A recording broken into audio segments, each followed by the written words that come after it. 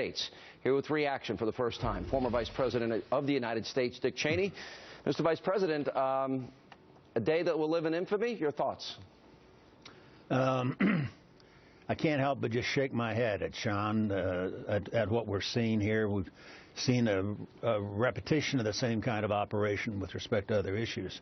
The one thing that really disturbed me was when he said we have, quote, stopped the proliferation of nuclear weapons. That's a lie. It's just the fact of the matter is that the situation we've got when Iran ends up with the nuclear weapons, that is bound to lead others in the region to protect themselves and, in effect, to acquire their own capability. I think that was one of the biggest problems we had when we were in office that we were concerned about was nuclear proliferation. We'd seen the Iraqis in '81 with a nuclear reactor. The Israelis took it out. In '91, they had a second program. We took it out in Desert Storm.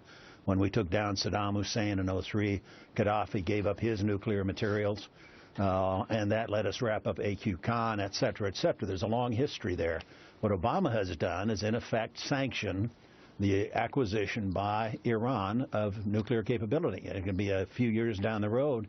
It doesn't make any difference. It's a matter of months until we're going to see a situation where other people feel they have to defend themselves by acquiring their own capability, and that will, in fact, I think, put us closer to actual use of nuclear weapons than we've been at any time since Hiroshima and Nagasaki in World War II. You know, I guess you could really put the Obama seal on these nuclear weapons, because I think now it's pretty much inevitable. Here's what's so bad about the deal. Anytime, anywhere, apparently they have to give 24 days notice.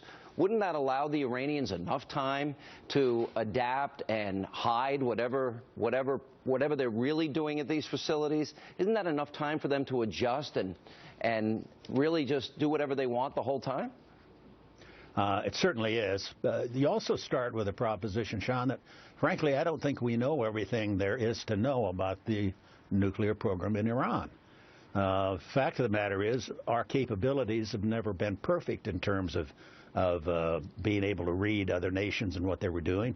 Usually we have historically underestimated the nuclear efforts of others, and I think this is a situation where we don't have the kind of access we need to be able to get in and know what is going on from a covert standpoint. They've had covert programs in the past, and I wouldn't be at all surprised that they have things under that we don't know about. Yeah, well, I think that's probably true. You know, as the Prime Minister pointed out, Bibi Netanyahu, when he made his statements, he said the world is a much more dangerous place than it was. And he pointed out that as you look at the Iranians here, they've never kept any deal that they've ever made. It makes the world less safe. Do you think that countries like Saudi Arabia, et cetera, are now going to move forward with their own nuclear programs? I'd be surprised if they didn't. I think the fact of the matter is that once you get to the situation where you've got Iran with its threats to everybody else, its continued efforts to undermine and destabilize other governments in the region, I don't think there's any question that there are going to be others in the area, a lot of them friends of ours, who feel they have no choice. They can no longer trust the United States, for example. They've stood by and watched as Obama has gone through all kinds of statements that turned out not to be true. And the notion that at this point they can rely upon the United States for protection or for coverage by an expanded U.S. military capability isn't credible anymore. For one thing, we haven't kept our word to them in the past. Secondly, we're dramatically reducing our own capabilities. Obama keeps talking about getting rid of all nuclear weapons. He's already significantly reduced our capabilities there. This last week, he announced a 40,000-man reduction in the United States Army. He's not a man of his word. He's not a man who could be trusted. And I think our allies who find their very survival at question here, there isn't any way they're going to rely upon Barack Obama for safety and security. They're going to get their own. Mr. Vice President, 4 days ago, they were chanting "Death to America." They did this all throughout the negotiations, which to me is obscene that you would continue to negotiate with people that are either burning your flag or chanting "Death to America." Here's just one of these incidents that occurred. This one was in March. هدفشون این است که مردم ایران رو در مقابل نظام اسلامی قرار بدن. این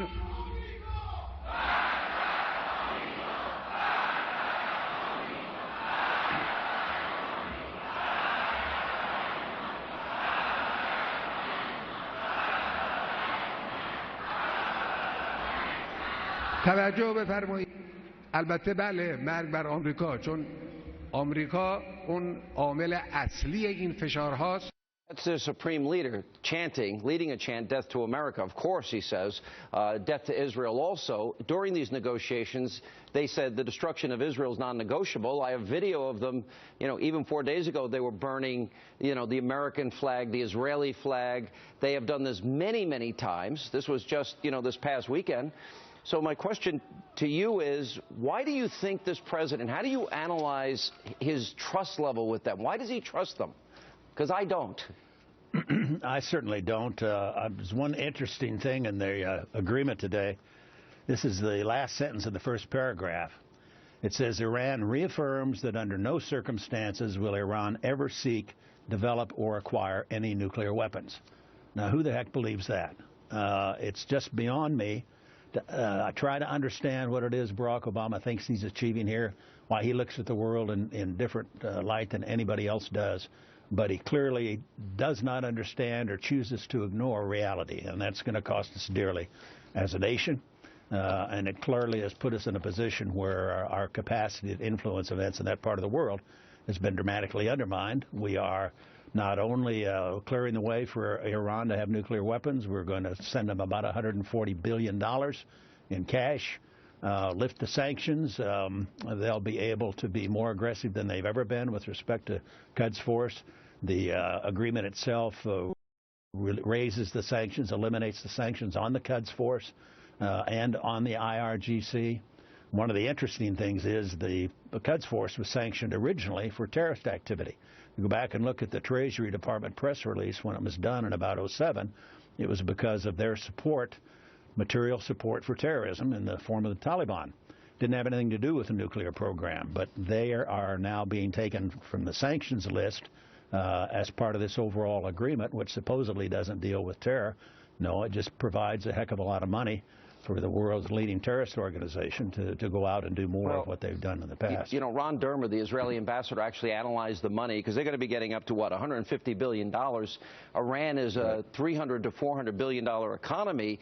$150 infusion, he points out, cash into their coffers would be like giving $8 trillion to this country, just to show the magnitude of the amount of money we're giving them, which I'm sure, as the leading sponsor, state sponsor of terror, they'll continue to use in that arena. Wouldn't you expect?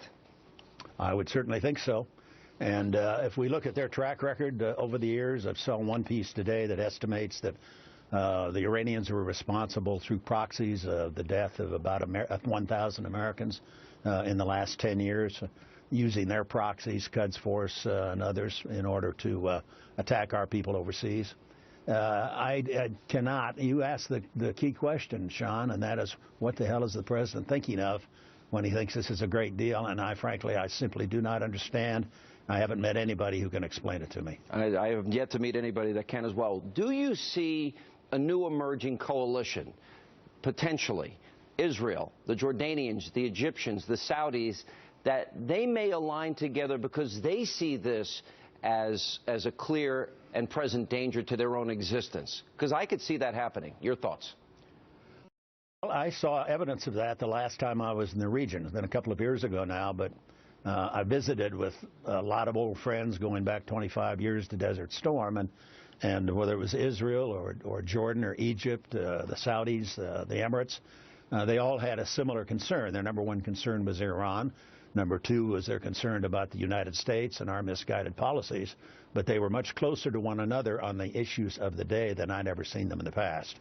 So I think it may, in fact, lead them in that direction. But if you're Israeli and you look at the situation and you see a development that may drive others to seek nuclear weapons, obviously you've dramatically changed Israel's security situation.